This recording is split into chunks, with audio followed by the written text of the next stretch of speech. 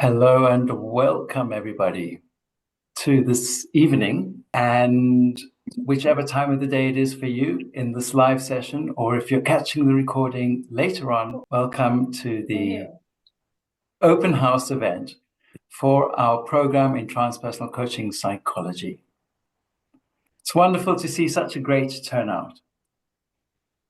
We were chatting a bit before, and already there are many people from all around the globe here, and I can see many more making their way in at this stage. So I'm just going to hold back a little to see who shows up. Everyone's welcome to share cameras. If you are happy to show your face, it will be good to see you. If you're more comfortable not showing a camera, that's entirely fine. I'm seeing some familiar names, but mostly new names. Okay. And moving along, my name is Javon Dangley. I'm the Transpersonal Coaching Psychology Program Leader at Aleph Trust. And I'm being joined this evening by my two colleagues, Henny Geldenes and Jules DeVito. And we'll be introducing you to transpersonal coaching psychology, what it is, how we believe it can make a difference in the world, how we experience it making a difference in people's lives. And we'll aim to give you a little experience of how it works. And then we'll be around to answer any questions that you have. I'm noticing one of our graduates has just entered the room, and she'll be speaking a bit later on her experience. And here comes another one. Two graduates have entered the room. Welcome, Sarah. Welcome, Patricia. Lovely to have you here. And they'll be sharing with us their experience of the program last year and what has unfolded in their lives since completing the program. I don't know what they'll say. This is completely unplanned. So let's get going. I'm going to start by handing over to my colleagues, Jules and then Henny, to introduce themselves and to tell us what they love about transpersonal coaching, and then we'll move on from there. Thank you, Javon. So welcome, everyone. My name is Jules, and I live in the UK. I live in Brighton, so just outside of London. And yeah, it's really lovely to meet all of you this evening. And I've been working as a transpersonal coach for quite some years now. I used to be a teacher, an educator, and I also work with highly sensitive people. So that's really my speciality. So I use transpersonal coaching to support people who identify as being highly sensitive. And I'd be curious if anyone in this room identifies with being highly sensitive. Maybe type in the chat window, you're welcome to share. And yeah, I feel really passionately about this work because I think what feels really important to me is the fact that in transpersonal coaching, we're working with the whole person. We're integrating the spiritual aspect of who we are, and spirituality is a big part of my life. It's really central to my being. And I think the fact that also it's a non-pathologizing approach. So something we really emphasize is not pathologizing or diagnosing people, but working with the symptoms or the symbols that are emerging for people's transformation. And really, there's an emphasis on transformation in the work that we do. So there's so much more I could say, but I'm going to leave it there for now. And of course, we'll have time for Q&A as well. So I'm going to hand over to Henny. Thank you, Jules. It's good to see all of you. My name is Henny. I am one of the tutors on the program. I join you from South Africa. And yes, I have a huge passion for the TCP. It's certainly been part of my life's journey, this adventure that I'm still on. And so it's a great pleasure. It excites me. It fills me with great enthusiasm to be able to tell you about it. And in particular, I appreciate transpersonal coaching for three reasons. There's sort of three themes that really jump out for me personally. One of them is the healing potential the healing potential of transpersonal coaching. I'm a medical doctor by background, and so it's always made sense to me to combine a concept of healing with our other dimensions, because healing is so much more than just the physical. It's more than just the emotional. It's probably more than just the spiritual. Healing is an holistic experience. And that in particular is why I am drawn to the transpersonal way of working. That's the one reason. The other reason is because we recognize in transpersonal coaching that we are also physical beings. We are not just spiritual beings. And so the embodied experience is very much part of the overall human experience. We recognize that in transpersonal coaching. So I have a particular passion, for example, in working with the psychosomatic, where our spirits, our emotions, our minds, but also our physical selves converge. And so I often apply the principles of transpersonal coaching in working with physical symptoms. And it's beautiful. And then there's a third reason. So the other dimension of my life is I'm very much into research. I'm a clinical researcher as well. And so it's important to me that what we do is based on research, right? So to me, transpersonal coaching is also a science. Some people might not consider it a hard science, but I do. And so I think what we do needs to be responsible. It needs to be sensible. It needs to be ethical. Some things work, some things don't. But I think it's important that what we do is justifiable. And so I'm really, really fascinated by the sort of science in a way, the way of working behind the transpersonal. So all of that excites me very much. And well, I hope that we will be sharing this journey with many of you. That's enough about me for now. Thank you, Henny, and thanks, Jules.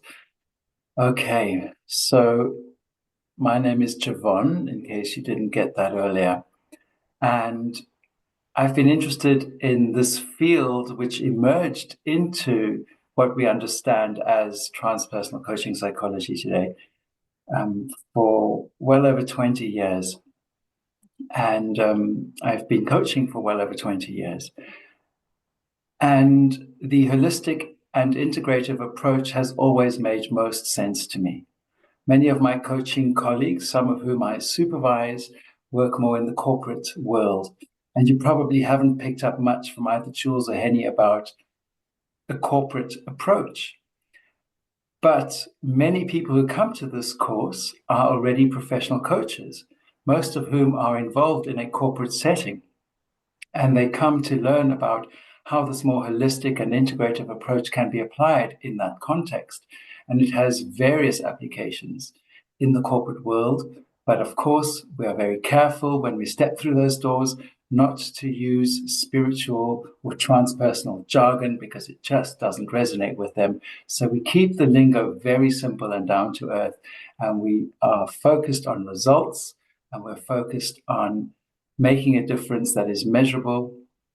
And so, although we see value in the transpersonal perspective, we by no means need to use that kind of lingo in order to take that perspective in our work. So you can be a very ordinary type of person who leverages non-ordinary states of consciousness as they happen very naturally and organically in your own life and in the lives of your clients. So I'd be interested, by show of hands perhaps, who in the room today are already involved in coaching, as a coach in one way or another? Physical hands up or digital hands, whichever you like. All right, I'm seeing almost half the hands are going up, but that is only including the cameras. Many of you are not sharing cameras, so I wouldn't be seeing that. All right, that's interesting. Thank you. So a lot of people attracted to the transpersonal psychology program are already coaches who come along to learn more about this holistic and integrative approach that we specialize in. But you needn't already have a foot in the coaching world, because transpersonal coaching psychology at Aleph Trust trains you from the bottom up. So we rely on fundamental skills that are easy to learn and apply, that you needn't have any existing experience with. So if you are completely new to any kind of personal development, coaching, or therapy for that matter, that's entirely fine. No such previous experience is required to join us at Aleph Trust. And if you are already a highly experienced coach or psychologist or therapist, perhaps, then I'm sure you'll still have plenty to learn, as we will have plenty to learn from you, because we teach a very unique coaching methodology that I'm absolutely sure you would not have learned at any other course or in any other program. So I'll be happy to tell you more about the intricacies of that as we get going. But that's all talk. How about a little experience? Since transpersonal coaching is experiential, I'd like to invite us all to courageously step into an embodied experience of what we refer to as open awareness. And open awareness is both a state and perspective that we rely on and leverage in all of our transpersonal coaching models and methods. And open awareness means different things to different people. Some of you will be familiar with this term, especially if you are already engaged in some kind of contemplative or meditation practice. And probably you'd already have a good understanding of open awareness then. However, for us, open awareness is the quality of presence that we co-create as coaches with our clients, whether those are individuals or groups. We co-create the held space in which the client or clients feel safe, heard, and understood. And we believe and we witness that that cultivates the fertile ground in which the potential for transformation is harnessed. So I'd love to offer us a few words of guidance to enter collectively into open awareness. And it'll take just a few minutes. It might come across as a meditation, and of course, many aspects of it are, but I'd like to keep this simple and light.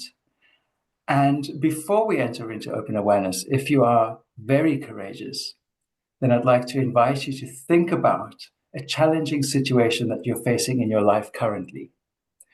You're not going to be asked to say anything about that. This is a private matter. All you're going to do in this case, if you'd like, is call up into your awareness a challenging situation, an issue that you are currently facing with a person. Please, not your biggest issue that you haven't yet brought to therapy, but a niggle, a complication that you haven't quite completely resolved in your life. If there is one. If there isn't one, don't worry about it. But we'll do a little before and after check. So if you can think of an issue now in which you feel stuck, blocked, challenged with another person or population of people for that matter, then bring that into the foreground of your conscious awareness and hold that picture in front of you of what that person or situation looks like. And as you bring this to mind, notice how you feel toward this person or situation.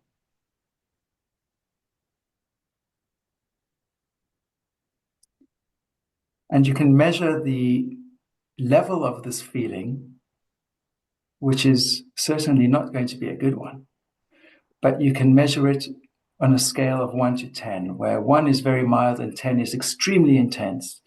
What number might you give it?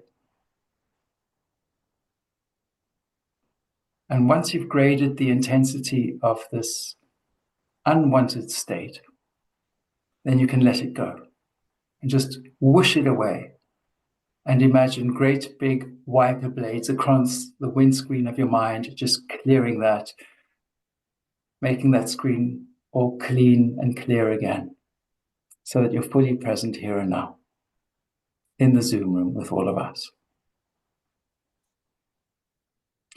Now let's bring awareness to the most obvious part of yourself, the body.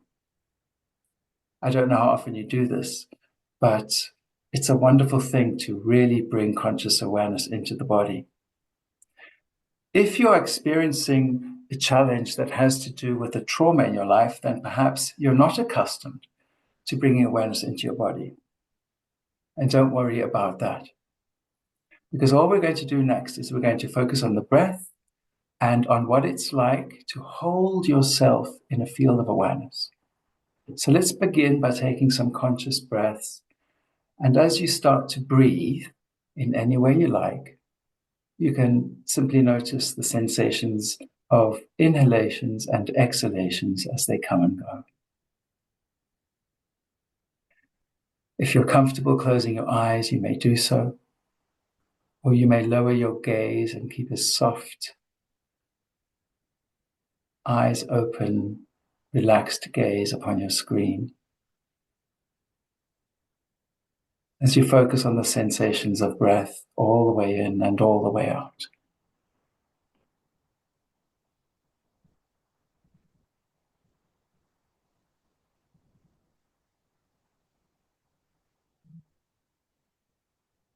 Really feeling into the fullness of your in and out breaths now, letting them come, letting them go.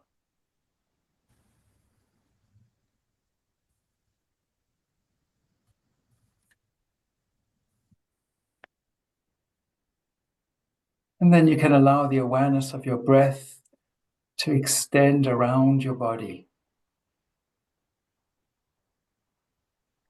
And you may begin to sense the entire volume of space that your whole body occupies.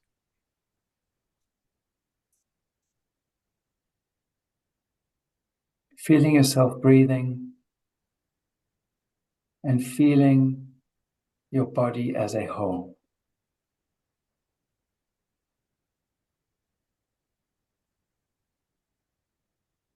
And as you allow your awareness to expand,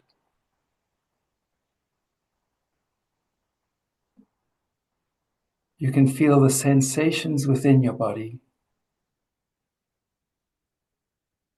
You might notice any particular sensations that stand out. You might become aware of emotions. And you may be aware of thoughts. And whatever it is that arises in awareness, we just let it be, just as it is. We're not trying to change reality. We're bringing awareness to what is there.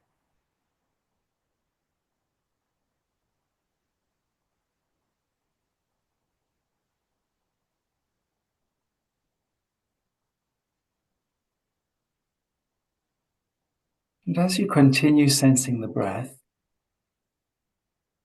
you can allow your awareness to continue expanding, enveloping your body in a field of awareness,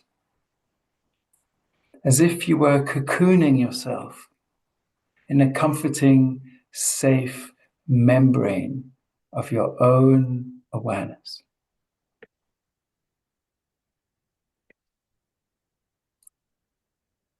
Wrapping yourself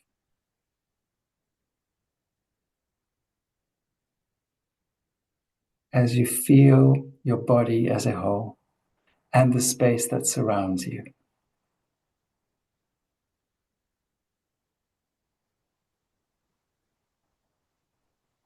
And I wonder to what extent that surrounding spacious awareness can continue to extend into all the corners of the room, in all directions, so that your presence can fill the space where you are.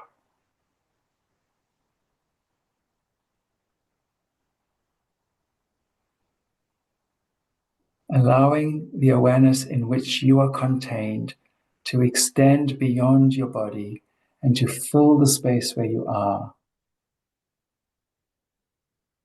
occupying the room entirely with your presence.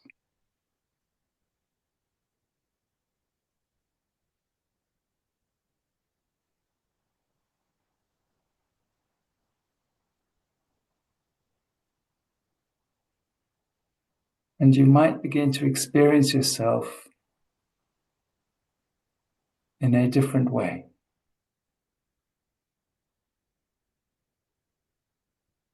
There is still an awareness of the breath and the body that is breathed. But your awareness is not limited to the body. It can extend beyond the body and fill the space in which you are.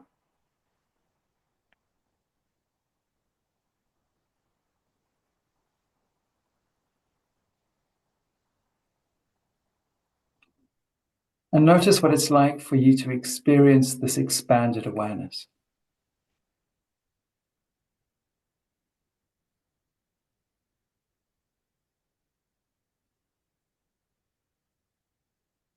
And notice what it's like to experience your body as this expanded awareness.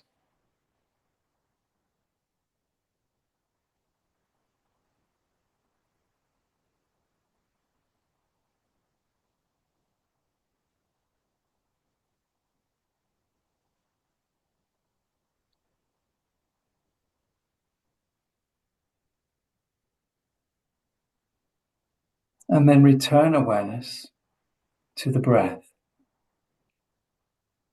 feeling the rhythm of that sweet breath as it pours into you and releases from you. Coming back to that rhythm and feeling the pulsation of aliveness that moves through you.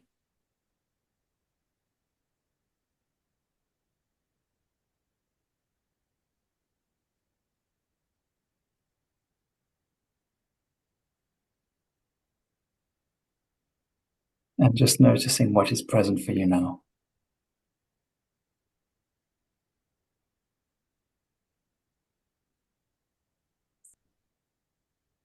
And if you did think of an issue earlier, you're invited now to bring back to mind that person or situation, whatever that issue was, and to bring it up into your open awareness. And to observe it now through the lens of open awareness.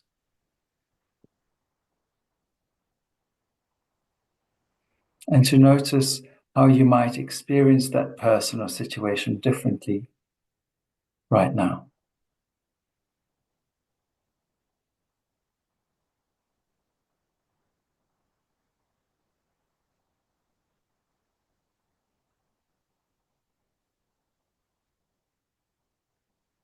And if you've got this example,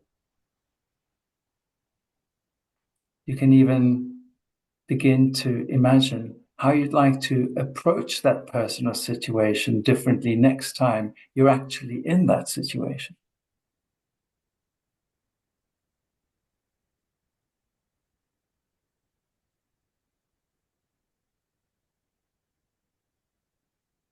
Can you imagine a new response? And what might it be like to take that new response next time you have this opportunity?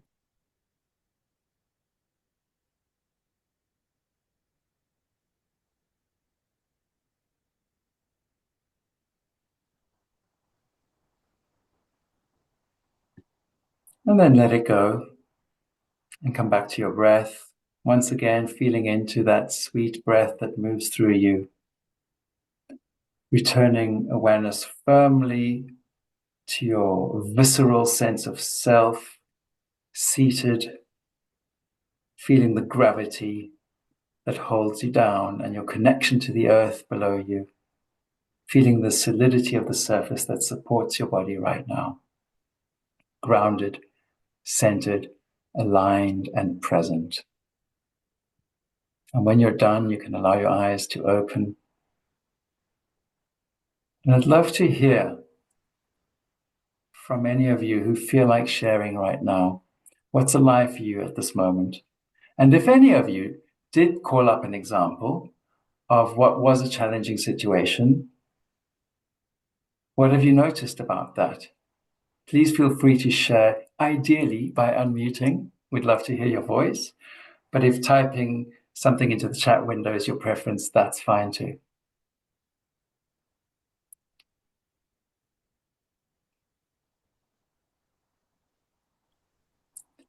Francoise. I just felt simply more relaxed about the situation, and I could focus on how I could consider different venues of approaching it, or even make an interpretation of it. Just calmer. Good for you. And thank you for sharing. I really appreciate hearing from you. Olivia, yes, please. I noticed with the other person that brought up that the second time they came up, I was a lot less reactive. So they were just allowed to be them and didn't become about me and my emotions, and yeah, just less reactive to it. Good for you. And thank you for sharing. Eleanor, Elena, yes, please. Hi. What I noticed is that the first time it was sort of a tunnel vision. I was very focalized on that one thing, and it felt like it took all the space. And then afterwards, it really felt like a bigger scenery, part of a bigger scenery, and it was in a much bigger context. So it didn't seem quite such a massive issue, and than it did in the beginning. So that was interesting to notice, kind of, that opening up of just a bigger field of vision. Thank you for sharing, Elena. Have you already been reading some of our course materials? No, I haven't done. You're already using the jargon. Well done. Okay, interesting. Liam, yes, please. Hi everyone. That was it was very nice. I suppose the main insight was that there's definitely a difference between my fear when thrust into a difficult situation that was outside of what I was expecting from this particular thing that happened a few days ago. So sort of my heavy emotions or even resentment and the situation are different.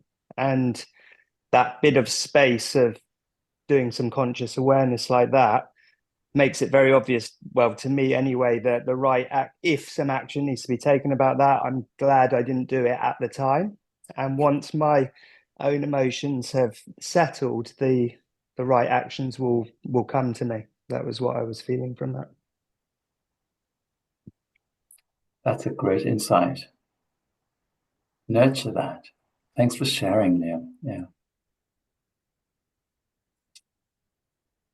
Rachel. Hi, yes. So I felt quite an expansiveness as we filled the room, and I feel a lot calmer now.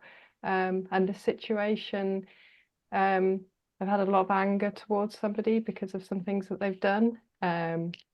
And afterwards, I felt like I was separated from it, looking down on this situation, and I can see the person has lost and hurt themselves and needing support and empathy, and they don't belong to me, I don't belong to them. I felt very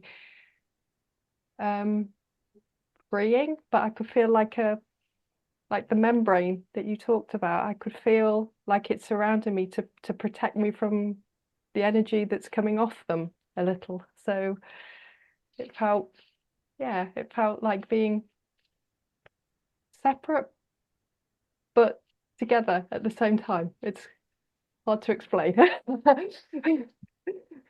We know what you mean. Yes, well done. So it's an opening, but at the same time, it's a safe space, isn't it? Yeah. Yeah. Laura or Laura? Laura, hi. It felt this opening, but it also felt like way more creative, the approach to possible solution. to the matter. While at the beginning, it was just the anxiety of the issue. By the end of it, they were like rich creative scenario possibility how to deal with it. That is great. Well done. So it's really taken the edge of that anxiety and opened up possibilities for you. That's great. Well done. These are great sharings. I'm very pleased to hear from you. Sahaja. Sahaja. Is that correct? Yes. I felt more space around between me and the situation and inside myself, more compassion. And it didn't matter so much anymore. In that space, there was more of a perspective and like a loving distance, also loving toward a person and also toward myself, what the true priorities are in this situation. Oh, well done. Thank you for sharing that. Okay, does anybody else feel called to share your experience with us? So what we've been hearing are very common characteristics of open awareness. Henny mentioned earlier that our approach is research-based. And in our research into open awareness, we've discovered that it has all the qualities that have been mentioned today so far. It enables you to be more aware of your own inner landscape, and at the same time, have an outward-oriented awareness of the people or the situation around you. And then a third quality, which I refer to as envirospection, which is a broad awareness, the big picture perspective. And somebody mentioned being able to look from afar, create distance between you and that other experience. And astronauts call that the overview perspective, being disidentified from the self or the part of the self that's been triggered. And from that disidentified and more objective, distant perspective, you're able to have more objectivity. And at the same time, feel deeply connected. You mentioned loving space.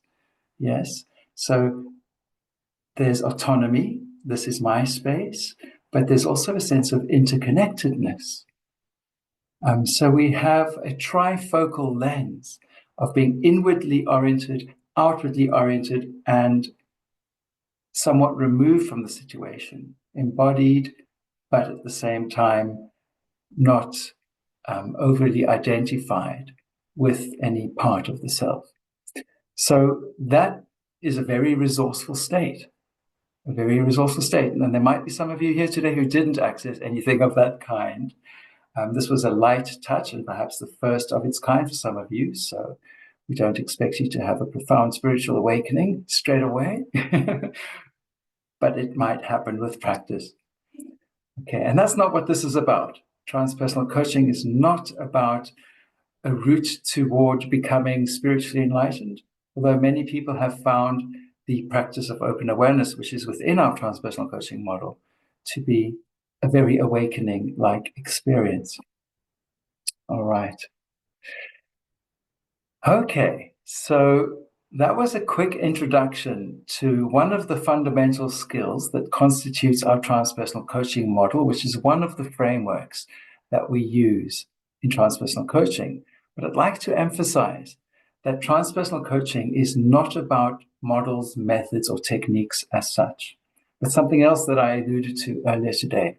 It's much more about the quality of presence and the held space that is co-created between the transpersonal coach and their clients.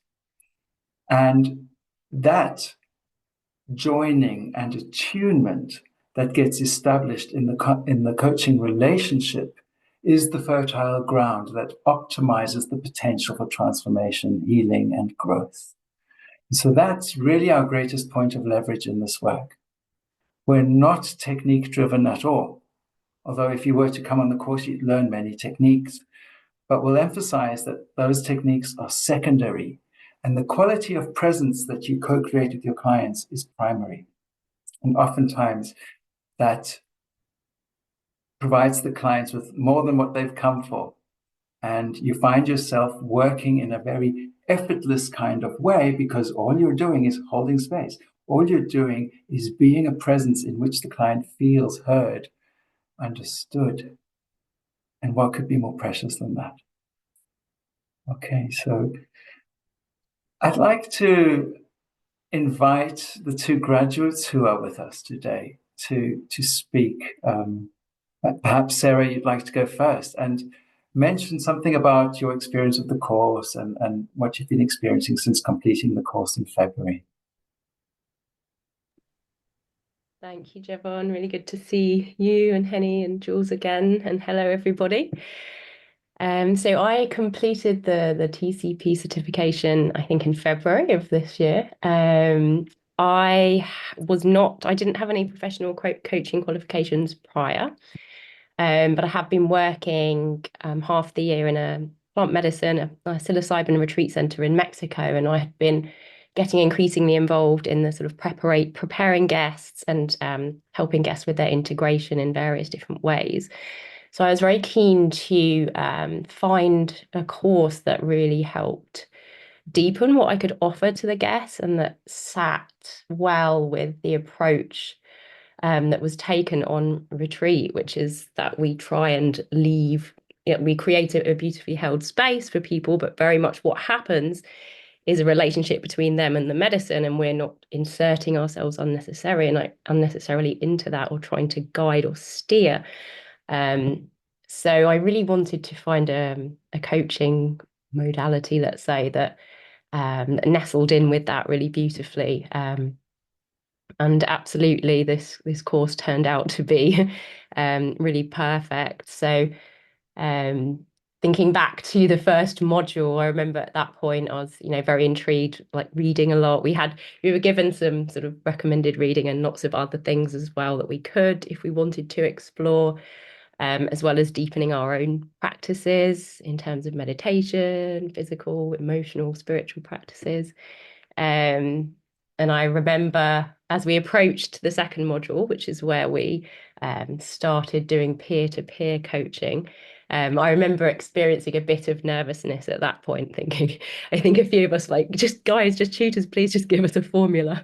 We need a formula to feel ready to go and start doing these sessions, even with our peers. And then it became really clear once we started the peer-to-peer coaching in module 2, why, as Javon has just said, this isn't about a fixed method or technique or approach as the primary aspect. The primary aspect is the presence, it's the being with the other person, it's the holding space for what emerges. And I have to say that second module with the peer-to-peer coaching was really kind of like a blossoming for me on a personal level, and also what I was able to offer at the retreat, even whilst going through that initial stage. It was just so unique what would arise in each session, both the giving of coaching and the receiving of it. It was very impactful receiving coaching from our peers. And obviously lots of very surprising things would emerge sometimes, very powerful, given how sort of gentle in a way the process is. Some very powerful things happened. So yeah, for the third module, my case studies, I was able to work with retreat clients and people who had finished on the retreat. So I had six ex-guests that I worked with over a period of weeks, using the model to help them process their retreat experience. And it just was such a beautiful experience to be able to move through that process with them. There was a sort of almost fractal element. So the nature of sort of entering a retreat and a plant medicine ceremony and things arising in that space, it was almost like a very miniature version of that each time we had a session together. And even though the environment was, let's say, a little gentler and more controlled without the assistance of psychedelic compounds, it was absolutely wonderful to see how much powerful insight arose during the sessions following the retreat. And it was really potent for the guests to realize that in a very simple way, they can access heightened and open states of awareness where all of this wisdom resides, as we've just seen in quite a short space of time with some gentle guidance. So it's really been, it's just, yeah, such a rewarding thing. I'm so pleased that I did this, and it's had a real big impact in my life, in the way that I interact with other people. Not just in the coaching, but just the way I hold space, both professionally and just as a friend, as a family member. And yeah, so I highly recommend the journey. Thank you so much, Sarah. It's wonderful to hear from you again down the line how things are going. Great. Thank you. Patricia, how's your experience been, if you don't mind sharing? Hello. I also graduated in February this year. It's hard to believe somehow. This so much feels like a different lifetime. But my background was also not in coaching or anything related. I was a designer for 20 years, happily doing my work and enjoying successes, but somehow there was something missing, and I was gradually finding I wanted to do something more meaningful and also incorporate a very deep spiritual side in me that didn't really get to be out in the world very often. And somehow, following a windy road, perhaps somewhat similar to many of us here, I found myself at the doors of the TCP program. And for me, I think it was a really great place to land as I was looking to become a helping professional, and finding what it means to be in a therapeutic kind of space with people. And what has been said already, it's just like a lot of reading, a lot of knowledge which I was just sponging up because it just felt so nourishing to me. All these things that I've kind of thought about and maybe read some books about before, just suddenly there was just so much more wealth about it. And also being in a cohort where everyone was just somehow brought alive through similar kind of parts of our being, and was just kind of very much like felt like kindred spirits coming together. And I will say that was a big part of what I received, was just being, I'm still in touch, not that it's been that long, but I'm in touch with people and actually meet regularly with people I've met in the cohort. And then on the practical side, I came away able to run sessions, which was something I wasn't able to do beforehand, just to be really clear. So even though, yes, the techniques are maybe not primary, and to a certain degree, you kind of have to read between the lines quite a lot. And I think the great part, for me, it worked. Maybe it doesn't work for everyone who wants to maybe have specific steps. But what I enjoyed is I could kind of create my own approach and make it my own. And, for example, I brought movement into the sessions, and I could actually do things that, I personally enjoy, and bring something to people that just felt really authentic to me, and that then resonated in a very authentic way with them as well, even though they didn't maybe anticipate it in that way. And I now have clients, which is something I'm really excited and proud to be able to say. And what I hear is it brings value to people's lives. It brings out a part of them that they maybe don't know how to, or don't find space to access very often. Call it authentic self or higher self, or something in them, as has been said before, like just this wiser part, or somehow the solutions are there. And it's every session, and I've thoroughly enjoyed, because every session is unique, and it feels like this magical journey, and things just come up. And when I really let go, and try not to control anything, which I've learned to not do, it's amazing how right towards the end, somehow the solution comes up, and it's just really, really wonderful, and how it brings up the imaginal and the creative side in people, and myself also. And yeah, it's something I feel really kind of privileged to be able, and to be able to apply. And have learned. So there's a lot more to learn still, but yeah, I can highly recommend it. And then also on the personal side, I think Sarah mentioned, like, I didn't have a daily practice before I started the program, and now I do. And it's something that's helping me to continue to grow and access this realm on a regular basis, which is then a positive kind of snowball effect. Yeah, I think that sums it up. Patricia, thank you so much for sharing your experience with us. I had no idea what you or Sarah were going to share with us this evening, so I'm delighted that you've experienced what you've experienced since ending the program. Good for you. Keep going. Okay, so I think now would be a good time to answer any questions anybody has about transpersonal coaching, what it is, or the transpersonal coaching program at Aleph Trust, how it works and what it's all about. Anything along those lines, more than welcome. Rachel, yeah. Hi, yes, I've actually got a few logistic questions, which feels really boring after such a. It was more because I come from the background. I'd started as psychotherapy masters, but I found it quite rigid, and I had to leave because I was nursing a poorly parent. But one of the things that worried me the whole time I was doing that course was getting the number of hours with clients. So my question was about client hours. Is it achievable over the time on the course, and is there a rigidness around things like supervision and hours being got in so many days, it felt like on the or is that fluid as well? I think fluid would be an appropriate word to use, and it's completely achievable.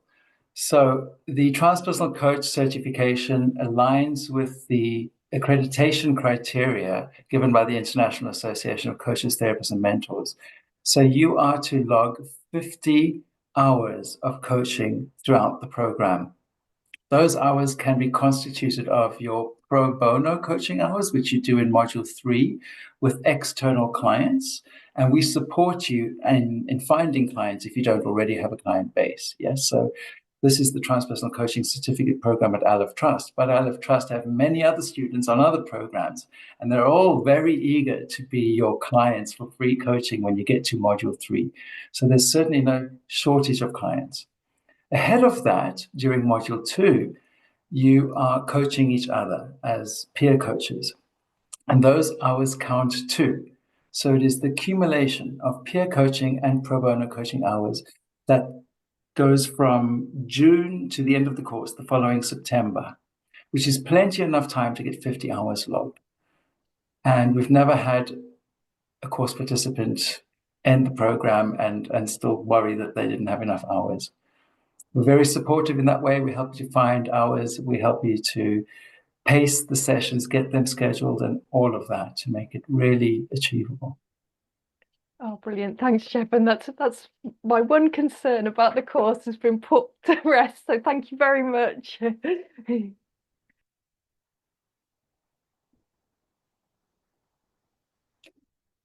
Any other questions? Amanda, yeah.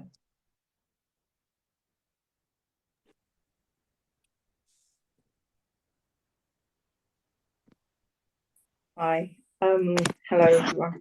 Yeah, I'm a counsellor, a psychotherapist. I've been working for a long time counselling. I'm also quite an avid spiritual seeker, and I work transpersonally with my clients all the time. I'm looking at the course because it is a certification of I'm wanting to move more into the transpersonal side.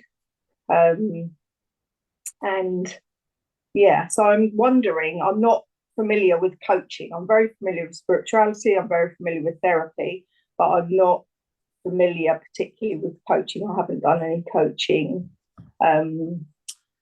qualifications. So I'm wondering if it's about, kind of presence and being present, holding space, and all those kinds of things which I do within my work. Anyway, I'm humanistically trained, so it's a lot around that anyway. Then what is the coaching side of it? That's my question. And what is involved with the academic side of it? And is it complicated online to do that? Because when I trained, it was about 20 years ago, where we were writing, kind of typing our essays and that kind of thing. I wasn't doing an online course. So I'm just kind of wondering how complicated that is, because I'm not very good with technology, really. And and what the coaching element is. Sure. Well, to speak to that coaching element part of your question there, yes, it is largely about holding space, as we've emphasized, but you also learn a variety of versatile techniques and methods.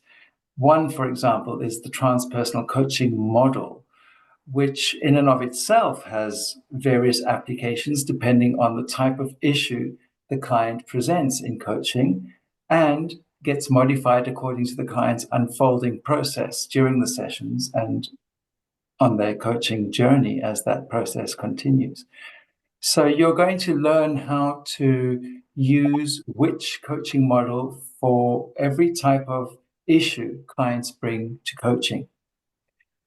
So you will not have any shortage of techniques at your disposal. You'll in fact have a very versatile toolbox come the end of this. But then we emphasize the value of holding space and not being too attached to those techniques. And the online platform takes some getting used to. I'm not going to say, oh, it's all hunky-dory, you just jump on board and it's just a walk in the park. No, it takes some getting used to. It's a comprehensive online learning system that's used by universities. It's called Canvas. And Canvas is used by several tertiary institutes. And we use it throughout our postgraduate programs at Aleph Trust for the master's and for the PhD programs. And so it's a very sophisticated online learning platform of which we just use a bunch of elements. You could say one aspect. But we will make you accustomed with that during the orientation week. You'll go through training on how to use Canvas and how to post in forums, how to submit assignments, where to access all the resources, and we provide you with weekly guidelines, what to do week by week. There's a lot of hand-holding so that we make sure you're on track throughout the program. And do you have students which aren't very good with technology that can you do support in that process? Absolutely, yes. Yes, we have students who are retired, who consider themselves technological dinosaurs. Yeah. Many of which have come on this program and successfully completed it. So there's no issue there. Okay, thank you. And what is the academic, like how many sort of essays do you write and that kind of thing over the year? And what sort of hours are you expecting it to kind of take? Yeah. Well, it's considered a part-time course. And I think it's published on the website that you're to dedicate between 12 to 15 hours per week. Some students can commit less than that and get the work done. They're just efficient and very studious, while others invest a lot more time and energy. And there are those, for example, the retired course participants, who dedicate the year to this, and they're into it, studying several hours per day, all the materials, engaging with their peers, and getting into the practice elements that we provide you with as well. And I've always said, you'll get from this course more or less the same as what you put into it. So the assignments in Module 1, which goes between February and June, there's a very basic assignment. It involves a 500-word forum post. There are various forum topics. You choose one and you make a post in there, and then you engage in dialogue via text with your peers. according to what they've posted. So there's a text exchange going on in that forum assignment, which is the only assignment in the first module. Then you engage in the peer-to-peer coaching and an integrative practice during the second module, which goes between June and September, at the end of which you write a report on your experience of the integral practice and peer coaching. Then starts module 3 from September to February, and at the end of that, you submit a report, and it basically provides us with your experience of at least 10 different clients, 10 clients that you've worked with during that third module. And these are external clients, not peers, so that on a pro bono basis. However, if you are already a professional and you have a client base, you are eligible with their consent to integrate your transpersonal ways of working with your existing clients.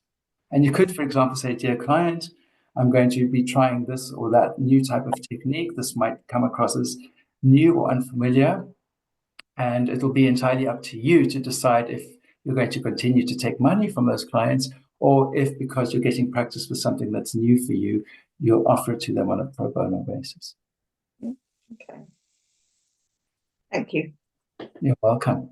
Jovan, also just, if I may, just a reminder that it's not all only text-based. We have regular live meetings. In fact, it's much more live events than it is asymmetrical text-based events or forums.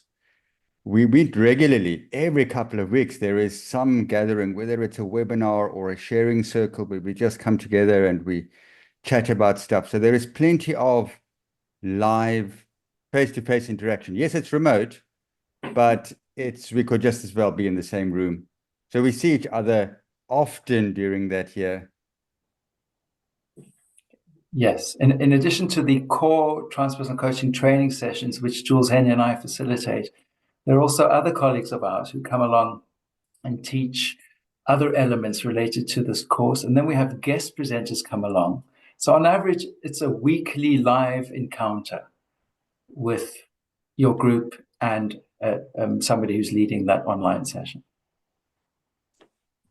Okay. And do you have to reference, like, like when you're at university and there's a whole Harvard referencing and all that kind of thing? Is it like that, or is it lighter than that in the sense for the certificate? Or... It's lighter than your average postgraduate training course, insofar as, yes, you are asked to reference your sources. We want to know where you're getting your information from. And we do ask you to adhere as much as possible to APA, American Psychological Association, writing and referencing style, for which we provide you with additional training and resources. But your assignments are not graded according to how well you've written academically and how effectively you've cited your sources. We're much more interested in your development of coaching competency. And so you're graded according to that, not your writing style. Good. Okay. Thank you. There you are. I want to honor those who have had your hands up for so long. Next is Sahaja.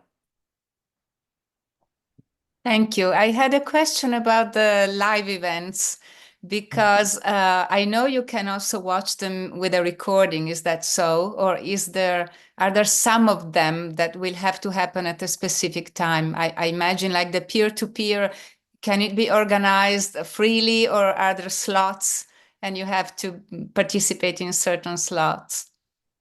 That's one question. Then I have another one, if I may. Okay, to that first question then, you are encouraged to attend all the live sessions, but we acknowledge that people are from around the world and that they will not all be at a time that is suitable for you. We do try to accommodate all time zones. And so the core transpersonal coaching webinars happen over 3 time zones. The first one in the series is at 10 a.m. UK time. The next one, 2 weeks later, is at 1 p.m. UK time. The third one, 2 weeks later, is at 7 p.m. UK time. And then it goes back to 10 a.m., 1 p.m., 7 p.m. And so they go. Those are the core transpersonal coaching sessions. Then there are all these other related webinars that happen at slightly different times. All of it is recorded. If you cannot make the live sessions, the recordings remain available to you throughout the program. Yeah. And the second question is about the application form. I took a look at it. And of course, you ask for certificates and things like that. I, for example, don't have any. I attended some courses. I didn't even keep the certificates because I thought I would never need them or use them. How important is that? I mean, how much of a digging work should I do? Maybe contacting the people who gave me the trainings or stuff like that. It depends a little bit. You'll see that there is a supporting statement. That's the piece I'm most interested in. I assess every one of the applications that come in, and the supporting statement gives us your background, and it will be helpful to validate what you write there with certificates if you've got them. Do try to dig up the certificate or certifications which you feel are relevant and strengthen your application. It is a postgraduate level program, but we are not uptight about if you have already done a Bachelor of Science or some related degree. If you have an interest in this program, and let's say, for example, you do not have any existing university qualifications, but you've done, let's say, some counseling course once upon a time, or some energy healing modalities, or you've been meditating all your life and you have no studious or academic background behind you, but you have depth in your own direct life experience through a practice that you've been dedicated to for a long time, we consider that strong. So put whatever you think is necessary that gives us a clear impression of why you're interested in this program, what you've done before, and what you hope to achieve. And fill out the application form to the best of your ability, but don't hold back. Send it in. And if the registration manager requires more information, his name is Nick Theo. He'll reach out to you and ask you for that. Thank you. You're welcome. Liam, thanks for waiting so patiently. Over to you. Thank you, and also everyone else's questions, and just the whole thing's been very helpful so far. So I had two quick questions if there's time, otherwise I can just ask one if we're running out of time. So you just let me know after the first one. I've done the Essentials course, Psychosynthesis Essentials course at the Psychosynthesis Trust, which I know is different to coaching, but I was just, because you were saying you're holding the space for clients, I was just wondering how it differs in terms of the actual sessions to psychosynthesis therapy, which also deals with this transpersonal stuff. This is much better suited to me just because I suppose my background, I got into this stuff because I'm in 12-step recovery, been sober for like 13 years, but then have been on a journey with yoga and Buddhist meditation and stuff like that. And I'm trying to explore ways I can use that experience to benefit others, if that makes sense. So I'm just trying to understand, the difference between this and doing the psychosynthesis session, how you see them as different if it's holding the space. So that would be the first question I had. Sure. Well, holding space is sort of considered a prerequisite across many disciplines of coaching and therapy, including psychosynthesis. And there is even a psychosynthesis life coaching course offered somewhere in America. So that you might consider to be even more similar to what we do, because it's coaching and psychosynthesis as opposed to therapy and psychosynthesis. And still the transpersonal coaching psychology methods and approach will be distinctly different and unique from any of that. Psychosynthesis is a transpersonal psychology, but it's one of many transpersonal psychologies that informs our way of working with client. So we reference Assagioli's work, we think about universal will And we think about subpersonalities, but we also draw from other ways of understanding self and parts of the psyche by tapping into knowledge, for example, internal family systems, which consider parts in a very different way from psychosynthesis. So transpersonal coaching psychology is the synthesis of psychosynthesis and other ways of understanding the self and working with parts, which makes it quite unique. Okay, that's beautiful. Thank you very much for that. Do I have time for one more? It's more of a practical question, the other one, so it's a shorter answer. It was actually just for Patricia, really, because I just mentioned my experience on the transpersonal journey, but I'm a professional photographer, so I don't work in a corporate. I have worked in a corporate environment a long time ago, but I don't do that now. And so I was just wondering, you said that you'd done the course and started to get clients. I was just wondering, from your design background, do you work for yourself, or did you already have a big network, and how did you come about those clients coming from a slightly different background to some other people? Yeah. I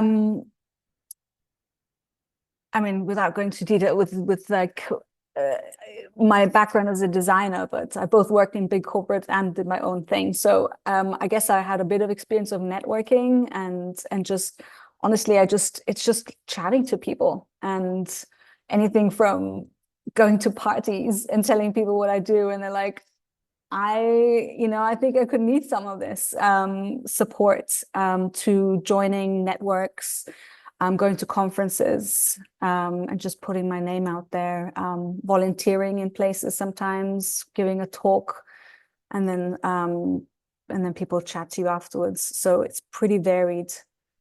Does that help at all? Yeah. Yeah, thank you both.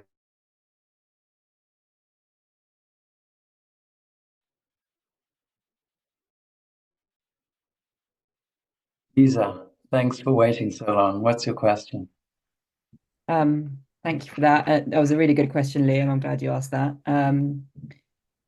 I wanted to ask about, I understand, Yvonne, that you use a lot of this, that you sort of specialize or are interested in stress management at work, and that these techniques this process and this way of working can be really beneficial in that context. So I was just wondering if you could provide a little flavor of what that looks like. Well, sure. There would be many stress management approaches that can be applied in the various work and corporate settings, right?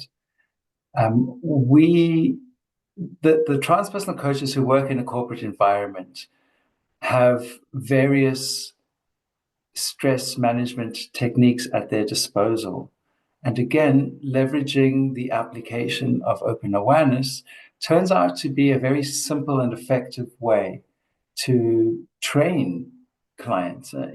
Training is not coaching, but you'll be able to, as a transpersonal coach, train your clients in simple techniques that they can apply themselves, which work reliably. So one thing I didn't mention earlier is that what we have found is that when we're stressed and when a client presents an issue for coaching, there is always a fixation of attention on the person or situation that is activating them. And in this example, it's stress, right? Once the client has understood what the trigger of their stress is, what the actual stressor is, they practice open awareness in the context of that stressor. In the privacy of their own home, they enter into open awareness. They bring that trigger or stressor into the foreground of awareness while they're in open awareness. And what open awareness does is it diffuses the stress. It seeps out of that situation any negative energy and helps the client to self-regulate and to find more resourceful and creative responses toward that person or situation that weren't occurring to them before. So the open awareness skill set depotentiates the negativity of stressors so that the client has a more balanced and grounded approach in those situations. I hope that helps. Without getting into more technical details. Thank you. We could. All right, thank you. Magdalena, thank you for waiting. Hello, good evening, everyone. I have a question regarding the language requirements. I live in Switzerland and I'm not a English native speaker. And I saw that for some programs you ask for the proficiency. Yes. So what are your experience with international students? Would you recommend to get that proficiency because I don't have it yet? Or could you tell me a little bit more about your experience with international students and also what it meant for them to maybe learn it in English and apply it in a different language? We have many students who don't speak English first language. And I can already tell from the little bit you've spoken, many of them in the past have had English to a far lesser degree than you do. I have to admit, I don't know if you are asked for a proficiency certificate for the coaching course. If you were to enroll on Aleph Trust Masters, you would have to do it if English is not your native language. I'm not too sure if our registration manager asks for it for this particular program. Gosh, I wonder if anybody else in the room knows that. But I have no doubt, just a little bit that you've spoken so far, that you won't have an issue with that. Okay, thank you so much. You're welcome. Volo, let's hear from you. You're muted. I apologize. Okay. And I apologize in advance for my question. Maybe it was covered before. So I'm very interested in theory, about Model 1. What topics will be covered, and it will be covered from the classical psychotherapy or spiritual side, or do you have some detailed structure of the course? Or one lesson that is open for observation to see how this material will be conducted. Something like that. Okay. Well, you are going to be introduced to many transpersonal psychology theories right at the start, directly after the orientation week, near the beginning of the course. You receive a lecture in transpersonal psychology, introducing you to the entire field of transpersonal psychology. And for a week, before we start to get into the coaching material, you get access to many of the most up-to-date resources and sources of information in the field of transpersonal psychology, which of course underpins a lot of what we do in transpersonal coaching. So then, as the course continues toward the second and third week of February, you get access to all the transpersonal psychology course materials. And what you'll discover in the 3 manuals that we provide you with is an introduction to all of the theories and frameworks that you'll need to know in order to facilitate the coaching methods and models. And then, as Patricia and Sarah have already mentioned, there is a plethora of reading materials that we make available to you, but we highlight the most recommended readings. There are no required book purchases. There are, of course, some recommended books that we do encourage you to buy, but you are not required to buy any books. So the course fee that you pay is the total sum that you're investing into this program. All the required readings are within that. We provide them to you. But you'll be getting a lot more theory than what you need for this program, which covers a lot of transpersonal psychology, mindfulness, and related fields. And then we start to get into the applied domain from the second module on, which is all about practice. Then we move beyond the theory, and you start to get the direct experience from there on. So I'm not too sure I understood your question fully, but do you understand my answer? And do you have a follow-up question? No, I haven't. Thank you. You're welcome. Okay, Matt, what's on your mind?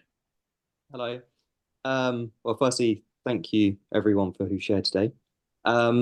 it's just a quick question. During the course, will we have direct access to you guys? We'll be able to drop you messages and get relatively quick replies.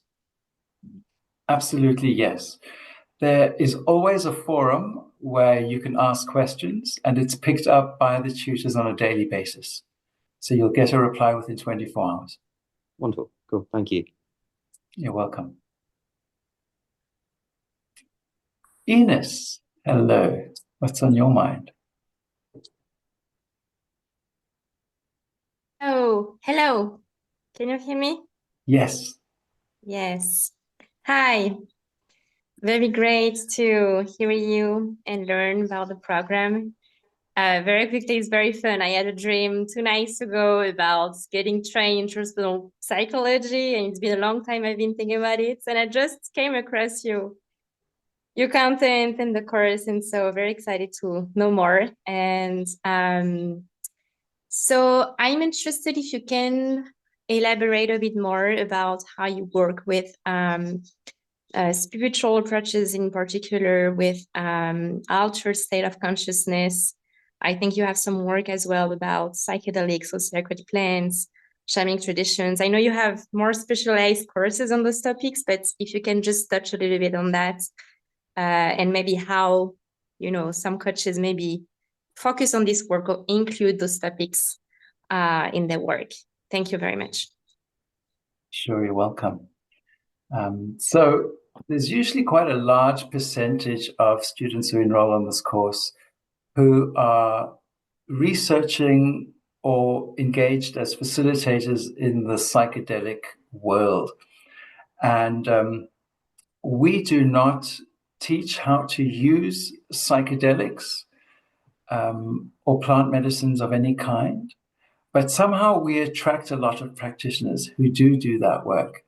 And the reason I think why we attract so many practitioners is because the transpersonal coaching approaches have proven to be really helpful in pre-psychedelic preparation and post-psychedelic integration. And I will in fact be interviewing a psychedelic researcher and facilitator in a couple of weeks' time for one of our live sessions for the current course. And she's coming to share her knowledge and experience that is research-based on exactly this topic. And she's not the first person that we're interviewing on this topic. So that's in regard to the psychedelic experience. So I saw in the chat window something about spiritual emergencies, and Jules, I think I saw that you replied to that. Thank you very much.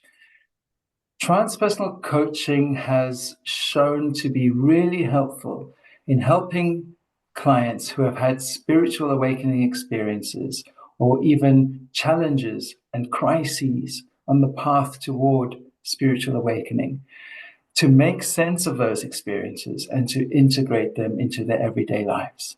So this works in a similar way to the integration of a psychedelic experience. One of the applications of our transpersonal coaching model is dedicated specifically to this. It's all about integration. Integration so that you can make sense of abstract phenomena. And if you have had a paradigm shifting experience or just a mind expanding moment, transpersonal coaching is a practical way to help yourself and your clients to process that information, to embody it and ground it into your everyday life. So Ines, Thank you without very getting much. into more details, Yes. is that sufficient? Okay. Yeah. Thank you very much. I sent an email with a specific ask, so maybe you'll let me know by email if another more personal conversation is needed. But thank you very much for answering that question and providing so much details. Thank you. Most welcome. So a little while ago, I dropped into the chat window a link to the information page where you can access the enrollment form and where there's information about enrollment onto this program. So do feel free to visit the link in the chat window if that interests you. I'm wondering from Henny or Jules if there's anything we've left out. Is there anything in the tips of either of your tongues that we should still verbalize before we wrap up this evening's time together? I have nothing much to add. I think we have covered plenty of ground. Just, we've talked about so many different aspects this evening, and it's wonderful. One of the features, I suppose, of the transpersonal coaching approach is that it can accommodate many different approaches. It's not just one thing. If you have a particular interest or a particular approach or an existing skill set, you can integrate that. So we don't preach a certain methodology. We don't require a fixed approach. We, in fact, encourage that you bring whatever you have, whether it be skill set or life experience or an attitude or personal experiences you've had, and we encourage you to integrate what you learn on the program with that. So how you look like at the end of the TCP is a very individual experience. We don't provide a template, but we encourage you to discover that journey all on your own.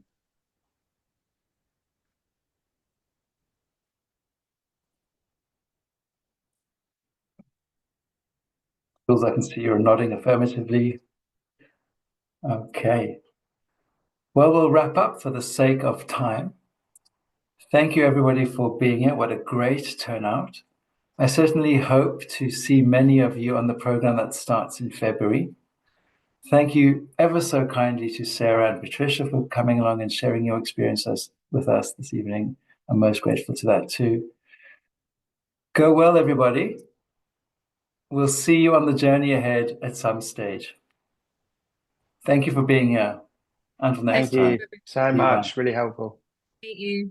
Thank Bye. you. Bye, everyone. Bye. Bye. Thank you very Bye. much.